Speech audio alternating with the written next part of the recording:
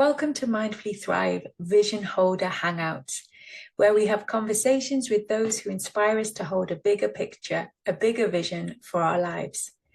These are the people that are living in their authenticity, embracing evolution, and showing up fully for the path they are creating. Today, I'm joined by two incredible women, Lauren Mishcon and Nicole Goodman, co-hosts of the Self-Care Club podcast and 40ish.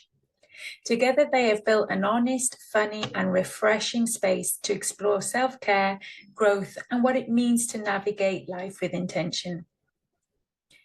What I love about them is not just their individual wisdom, but the spark of their partnership, their humor, their ability to hold different opinions with respect, and the way they've built something that feels both expansive and grounded. We're diving into what it takes to find your voice, stay consistent despite fear, and allowing yourself to grow into the next version of yourself. Yeah. So Lauren and Nicole, welcome to Mindfully Thrive. Thanks so much for having us. Yeah, we're just going to start with a quick question to see what does it feel like for you, the term thriving? And how has to thrive been something that you've seen in your life and evolve? So how do you see thriving? Question.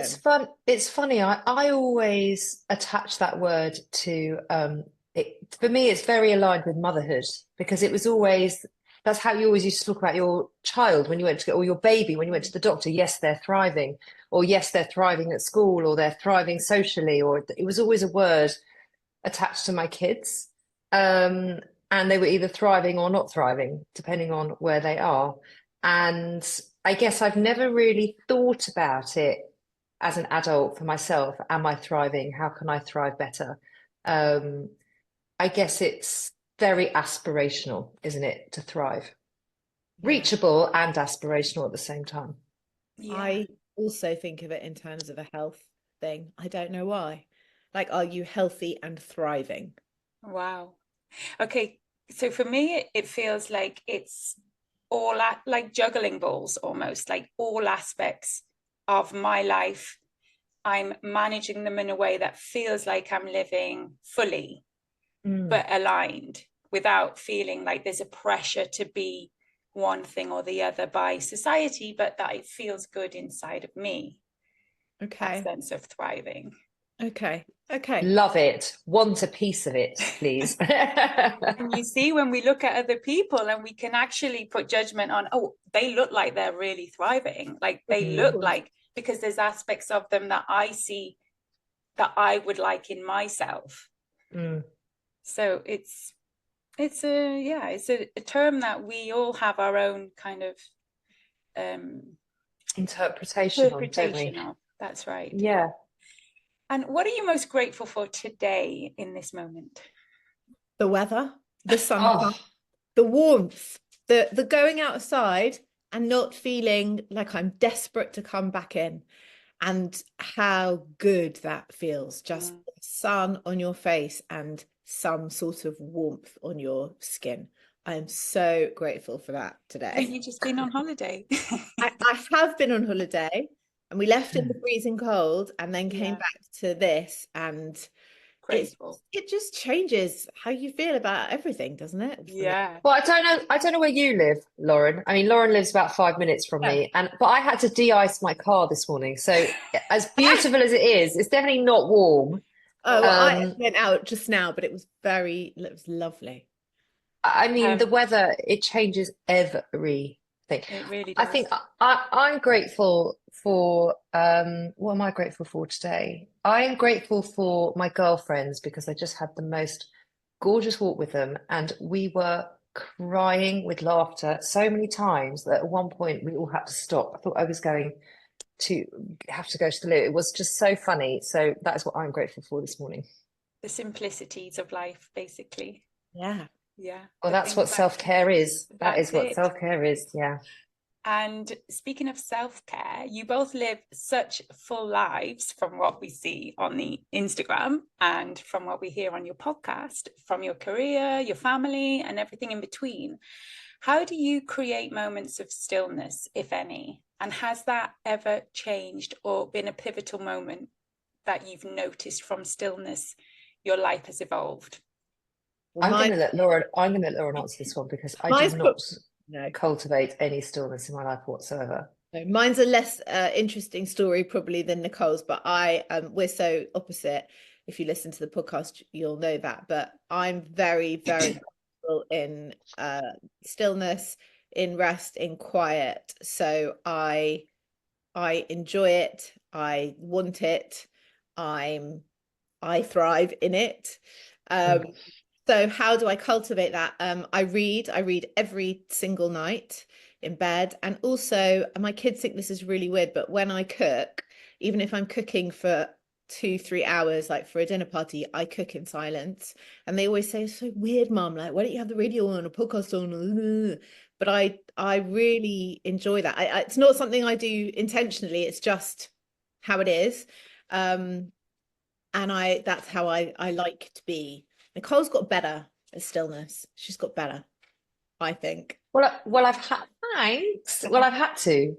My life has demanded that I get better at stillness, because I think as I've gotten older and definitely hit the perimenopause, calm felt quite far away at points, and I suddenly found myself very anxious and dealing with all of that, and it's not something I've ever had to work through. So stillness and calm, when you don't have it, you realize how much you need it.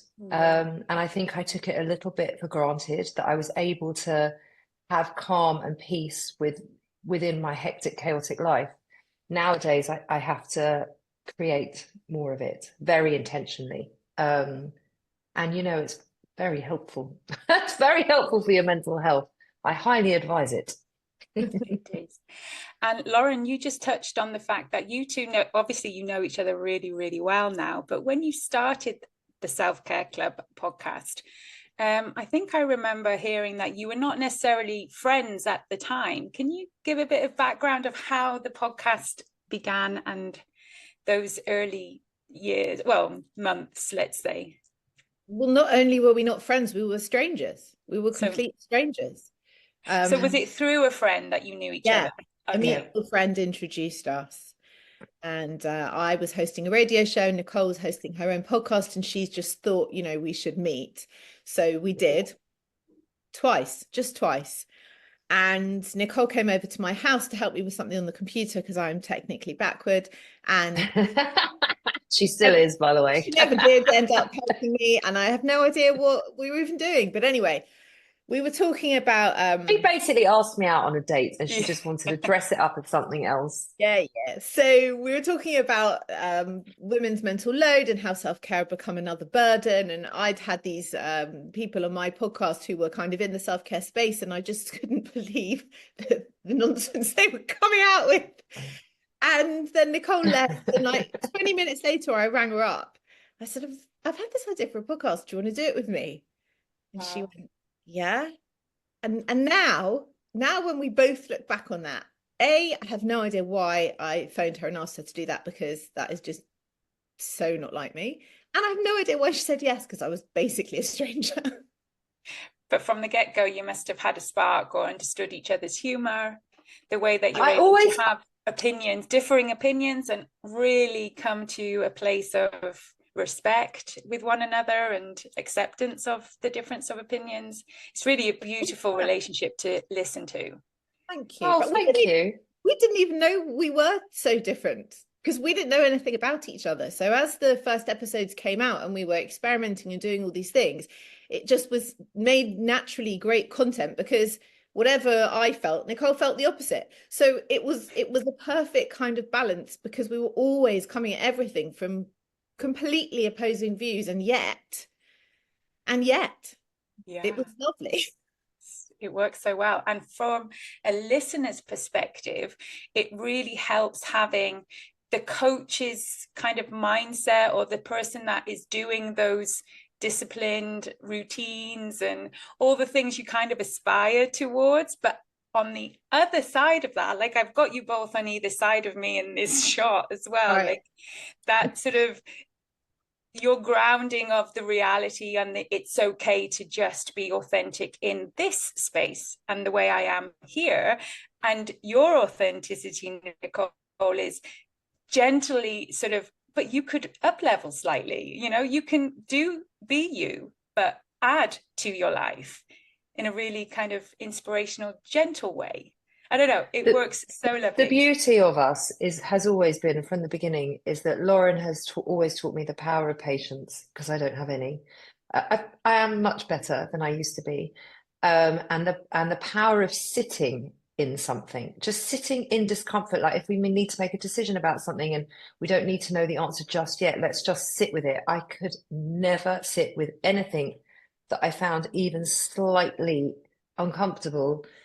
And my role in the relationship has been, I'm the driver. I push forward, and we really trust each other with when to sit back and wait and just let it settle and marinate, and when to push forward. Because I never know when to sit back and wait, and Lauren never knows when to push forward. So we've just kind of leaned into that with one another, and it's a really amazing balance. It's a completely coincidental, natural yin and yang. Which I do not believe in coincidences, but me yes. neither. Not really, but you know. And I just wondered, have you actually had your human designs read? Out of curiosity. No. We should do because that. I would say that you're probably a manifestor, Nicole, which is someone who instigates and is the driver. But then you also need someone pulling you from behind to make sure that that action is done and you have that support with you. And Nicole probably really complements those aspects. So it would be curious to just see if that were the case. Not that it matters. I think I've done one, like a very quick one on the internet, you know, you just Google it. And I think I was a generator. Is that right? Oh, really? Is there a generator? That's like me, yeah, the generator. You're meant to live your life with joy. And when you are in your joy, you light everybody else up around you. So it's important that what you're doing is something that excites you and makes you feel good. Yes, that is very true. Thanks. And there you go. Well, we don't know, but yeah, I think that resonates also. So as you were getting into it and the podcast started, the commitment is what I'm curious about. You were both working, I think, is that correct? You were working full time. You committed to, at the beginning, one podcast a week. And then it became the epilogue show that you introduced along the way. How did it feel to commit to something fully, knowing that your time and energy was already precious because of all the other commitments that you were doing? It was the easiest, most exciting time. As we launched, it was around the time of COVID. So one of our first episodes, I think, was at the end of March 2020. And we'd signed with a production company. We never actually got into the studios with the production company until July, August, was it, Lauren? Yeah. And in that time, the show, so everything stopped, everything slowed down. I had my own hairdressing business. Lauren had her own doula business. So Lauren wasn't able to assist women in birth, and I wasn't able to do anybody's hair. So we were given this gift of time, which allowed us, and everyone was looking for wellness and well-being and self-care and tools, and our show it was in a time when the podcast space wasn't what it was today. It was much easier to find your audience. And it wasn't not every genre was so saturated. And the show just kicked off, and it just had energy from the very beginning. And it did really well in COVID. It really did.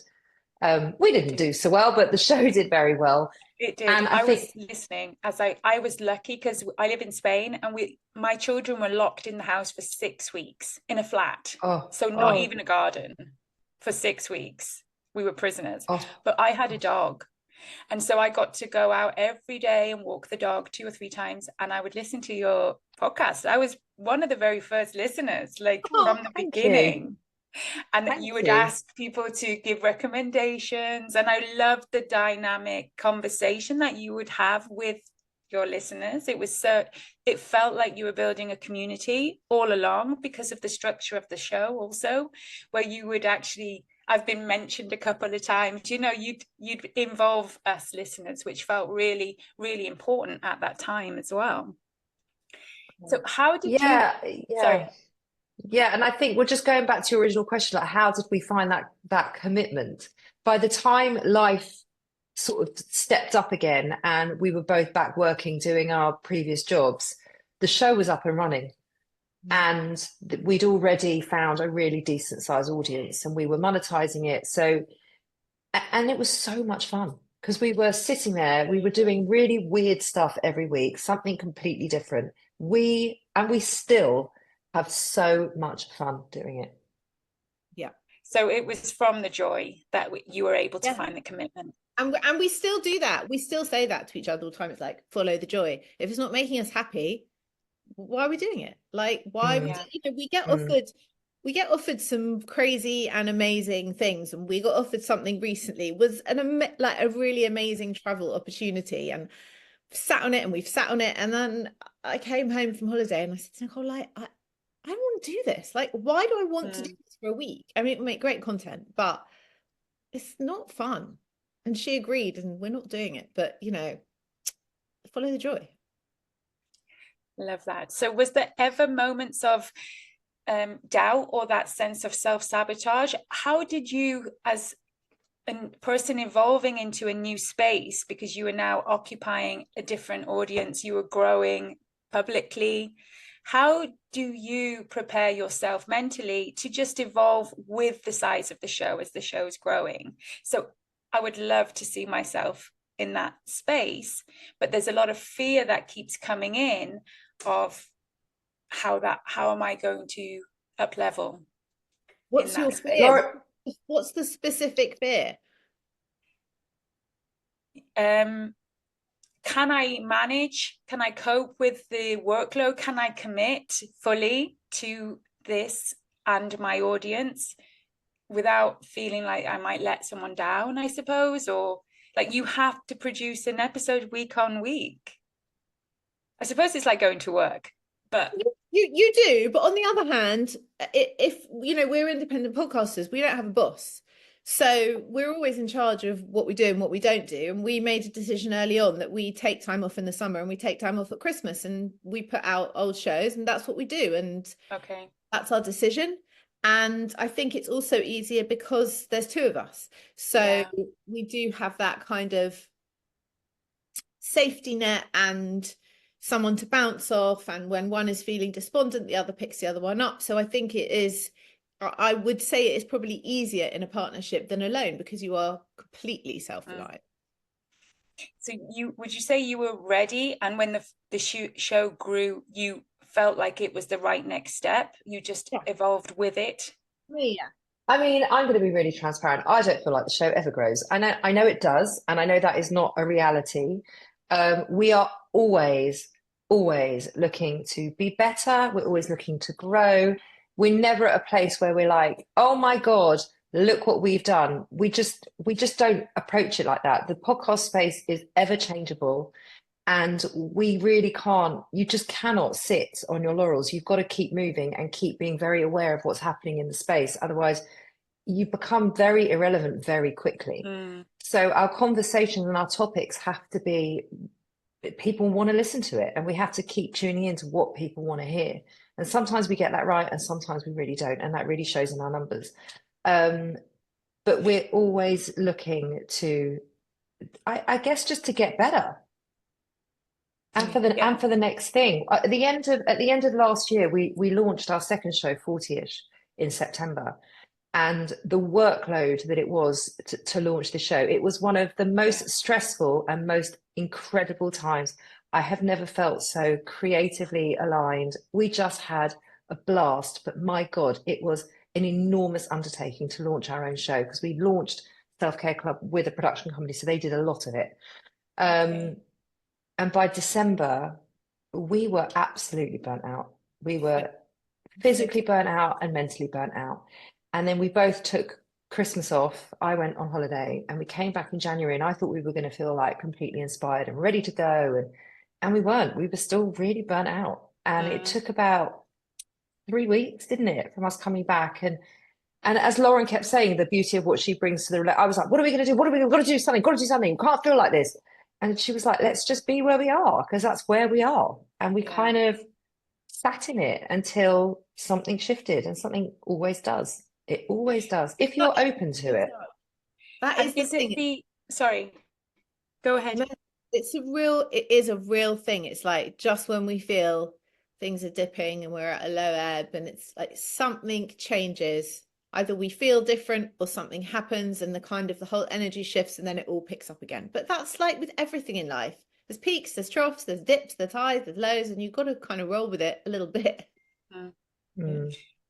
And so maybe when you talk about burnout, is it everything else that revolves around the show as much as the recording of the podcast? So, or everything else that you're doing now, as well as just what we're doing today, recording an episode? The recording of the podcast is such a small piece of it, as you would know, right? There's so much post and pre-production that goes on. And I think people, why would they understand that? I mean, you don't think about what goes into a TV show. When you watch a TV show, you just watch it. And that's what we want our listeners to do. We want them just to tune in and be present and enjoy it. But there's so much work that goes into bringing that listener experience. And then having, I guess, the load of 2 shows rather than just one was... we didn't bite off more than we could chew because we're managing it. We just really needed a very strong, tight, watertight schedule, which we now have. But it's also, you have a podcast, but the podcast has to survive on TikTok, has to survive on YouTube, has to survive on Instagram, it's Twitter, it's what's the other one? There's so many, and there's always a new one, there's always a new thing.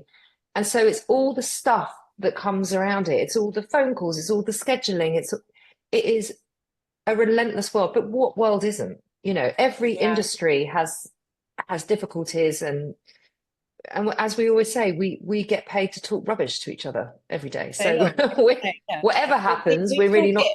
We talk it whether it was being recorded or not, basically. But we've also learned, our strong suits and what are not our strong suits. And when we were managing all of the social media as well, that was a lot, because no one really likes social media. Who likes it? I hate it. I wish it was all illegal, but it's part and parcel of what we do. Yeah, it's almost putting me off doing the podcast. I totally get that. I get it. The joy of the podcast, and then I have to do all the other stuff. But we had to kind of admit defeat. We are middle-aged. This is not our world. We need to find someone who gets it. And so we now have a social media manager, and she's young and she's brilliant and she knows what she's doing, and she takes that bit off us, so we don't have to spend our week worrying about, what clips should we put up and have we got the right captions, and so that's for me anyway, that's like a big weight off, because it's not something that makes me particularly happy. It's just something that needs to be out there. So and also every time she touched the social media, she used to mess it up. So there was never a time where I was like, just stop, don't touch it. There was one time on holiday, this very quick story, when I was on holiday and Lauren was at home, and I don't know, we were having a really rough time with something. I can't really remember what was going on. And I went away, and we were like, well, we'll just deal with it when we get back. And I woke up one morning and I was completely locked out of every single one of our accounts, everything. And this is the point where we didn't have a social media manager. So I was doing everything. I couldn't get into Instagram, I couldn't get into Facebook, couldn't get into anything. And I'm like, Lauren, a show's dropping tomorrow. What has happened? I can't get into anything. I was trying to surprise you. I wanted to get us verified, and I don't know what I did, but I think there's a 2-step something, and I don't have a code. I mean, it took 24 hours to unlock everything and get everything. And I was like, she hasn't touched it since. We weren't even in the same country, and so we had a time difference, and it was just a complete. I don't touch it anymore. I stay away. It's not allowed. So what I'm getting from this is for myself to not necessarily think that far down the line of how, if I grow, can I manage and can all of the other aspects, which would be something that I would probably self-sabotage myself into growing the show about, if that makes sense. I'm predicting the outcome being something negative or consequential. I do that all the time. Sorry? I love to do that. That's like my hobby. But you know, the outcome is never what you think it is. And it never looks how you think it is. Even though you start manifesting, 'cause we're really big into law of attraction and manifesting.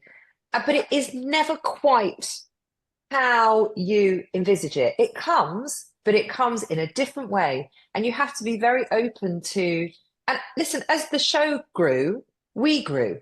So as the show grew, you know, we then went up to twice a week. And then we then, you know, and then it was growing more and more and more. And then we thought, okay, we do have time to do a second podcast. So we did, it's step by step, isn't it? Which I think is the same with everything.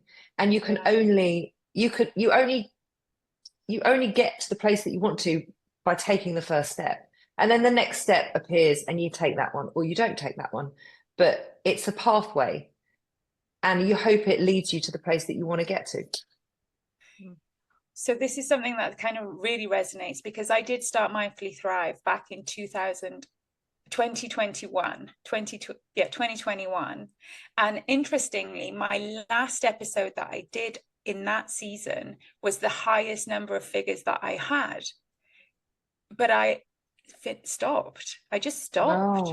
So there were reasons I had to move back and care for my father, who was very sick, and it just felt too overwhelming to continue something that at the time and continues to feel like a hobby, almost selfish in a way. He's taking time away from everybody else and what they need. But it is something now that I am fiercely willing to commit to, because in that space of not continuing, I had two options. Do I take the path and come back, or do I never do this again? Or, you know, like, this is the moment now where I'm really trying to up level into knowing that I can be that person who can commit and follow through and grow with a show that's growing with me without feeling overwhelmed or blocking myself because of all the good that could come out of it. I get that. I think continuity is and consistency is really important, and we were told that. It's like, if you release an episode once a month, it's not going to happen for you. And if you think about it, it's like, if you really enjoy like a TV show and it's on every week, you know that Thursday night you're watching that show and you really enjoy it. And if that show's just not on anymore, well, you're going to find another show. Yeah, and that happened with you guys. I mean, you were really my inspiration. I felt so connected to the conversation, and it did feel like it was easy. You did make it come across like this is something that I could do. I was inspired by you, but I don't think I was ready to continue to grow at that time with other. And looking back in hindsight, like everything, I probably had the perfect opportunity to do it in a way, because I took a sabbatical from my work to care for my father, and there would have been space there. But never mind, here we are. I'm back on it. I'm growing and I'm evolving and interviewing people called expanders who help me see the vision and see that it's possible. And so what do you guys feel? Who are your expanders? Who are the people that you look up to and see visions of how you use your law of attraction and how you generate your manifestations? How do you create a practice around that? So there's certain podcasts. I mean, we listen to different podcasts because, you know, we just consume very different things. So there'll be podcasters in our space or in our category who have bigger shows.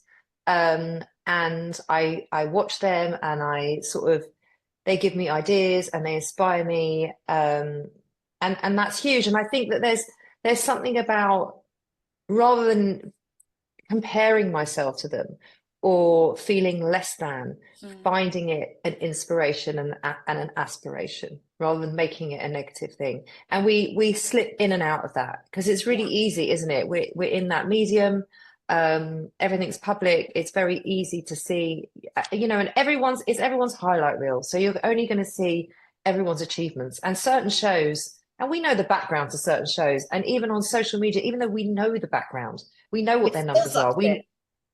We still get sucked in like, oh my God, look what they're doing. Then we have to remind ourselves, it's just a highlight reel. It doesn't mean, and we wish them success, but everyone's trying to show the whole world how brilliant they are and how well they're doing. In a very And crowded space. Very in a very saturated. crowded space. And I think you can get very caught up in that. And it's so much of it is utter rubbish. Yeah. It just is. And that's the bit that gets to me in media in general, not just podcasting, but in social media also, that nothing is really what it seems. Yeah. And I think we can read things very wrongly and then it makes us feel bad about ourselves. So yeah, for me, it's the big boys playing in the podcast space. We're kind of like, we've got the big boys there, and we're like we're always hovering just underneath. That knocking on the door. Always hovering. We've got like one more floor to climb. We're not quite there. And it feels, don't we? And it feels like the hardest floor. It's the steepest floor to climb. Penthouse suite, and it's very hard to enter. That is and true. I think it's very hard to remain as authentic as you guys are as you evolve and grow. I think that's one of the pieces I want to really be fully aware of. How am I getting led into something that I lose myself or my way of doing things? Or how can I continue to be authentically me and grow in a space that you see maybe you don't appear to be like anyone else in that space? Look, as a consumer, and I really like Elizabeth Day. I find her very eloquent, very elegant, a beautiful writer, a beautiful speaker. So I enjoy listening to her, not always all of her guests, but what she does. And I also like Mel Robbins. I find her very inspirational, even though I'm not a motivational speaker and I don't want to be a motivational speaker. I like her story. Yeah, like it would ever happen. But I like her story and her background. As a consumer, you can hear if someone's not being authentic. You can hear it. And for me, that's immediately off-putting. Like, I don't like the sycophantic podcasts. I don't like the ones where they're putting on a show unless it's a comedy podcast. And I think you can't fool people. You can only be who you are. And I think that people appreciate that and like it because they get it that you're being honest and they can relate to it. So we can only ever be who we are because we can't be anyone else. Yeah, it will fall down eventually anyway. Yeah. So it won't get there.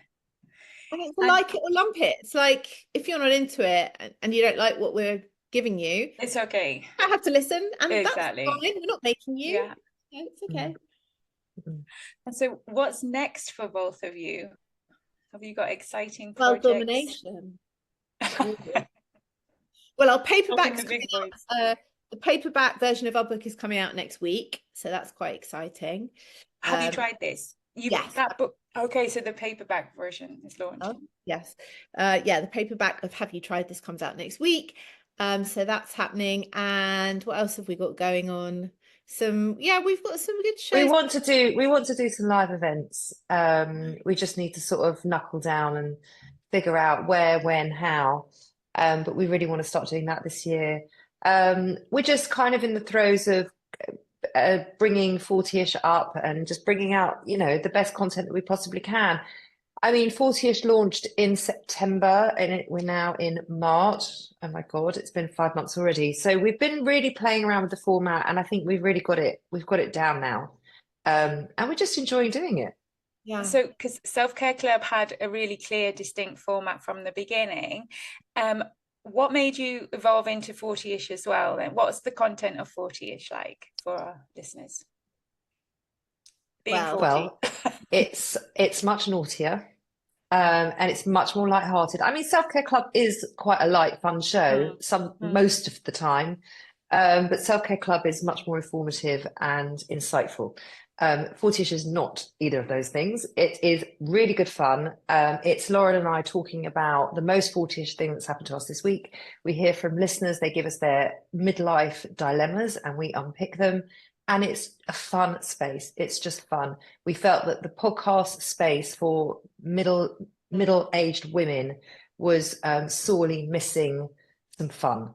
It was very informative and very medically led, but actually we just wanted to have a bit of a laugh. So we're kind of filling that gap Filling the gap. in the podcast space. Yeah. Yeah, and interestingly, we really assumed that it would be aimed at women and women would listen, but we've got so many men who like this show, and actually they message us and send us dilemmas and answer our reply on TikTok. It's really fascinating. Like, I love I'm that. amazed because they often say that podcasts hosted by two women are rarely listened to by men. Yeah. Women will listen to a podcast hosted by two men. Yeah, but the men are resonating with 40ish for some reason. Love that. Yeah, we're here for it.